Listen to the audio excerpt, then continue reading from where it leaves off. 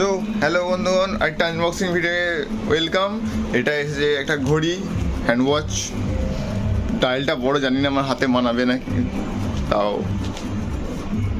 দেখা যাক কেমন হয়। আমার হাতে মানাবে না যতদূর মনে হয়, তাও এটাই আনবক্সিং করবো। এটা আমি অফারে নিয়েছি, পরে বলছি কত নিয়েছে আনবক্সিং করার সময়।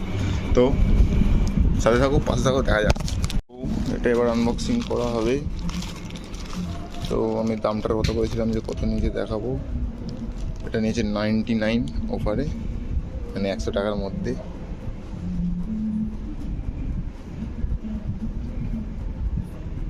মানে 100 টাকার মধ্যেই নিয়েছে, 99 দেখতেই পাচ্ছেন।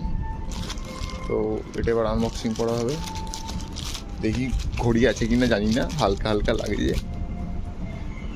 এটাই আমার ঘড়ি করা, এটা পুড়িয়েছিলাম। তো এখান থেকে এটা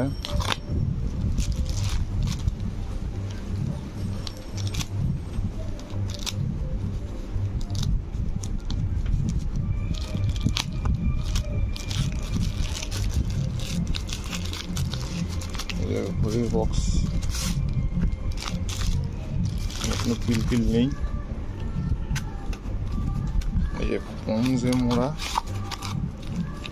মোড়া, হ্যাঁ আছে, মাল আছে। আমি ভেবেছিলাম মাল নেই। তো এই যে দেখতেই পাচ্ছেন, এটা আমি রবার স্ট্যাপ দিয়েছিলাম, কারণ আমার চামড়ার স্ট্যাপ অত পছন্দ না। তো খোলা যাক, বার করা যাক। তো দেখতেই পাচ্ছেন, তো এটা ভালোই, কোয়ালিটি ভালোই লাগছে। এখন ইউজের পর দেখা যাবে, এমনি যেমন নর্মাল ঘড়ি হয় তেমনই। এগুলো সব ডিজাইন, শুধু টাইমই দেখা যাবে, আর কিছু না। এই যে রবার স্ট্যাপ, আমি চামড়া বেল্ট দিইনি, ইচ্ছা করি, আমার চামড়া বেল্টটা অত পছন্দ হয়। তো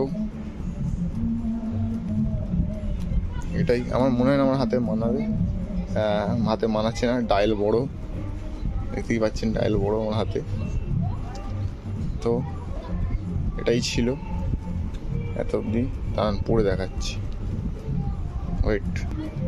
তো দেখতেই পাচ্ছেন পরে নিয়েছি, আর রিস্ট সরু হওয়ার কারণে বড় ডায়াল মানাচ্ছে না। ডায়ালের বেলটাও দেখতে পারেন, এই যে দেখা যাচ্ছে ভালোই। তো এত অবধি ছিল, বাই বাই।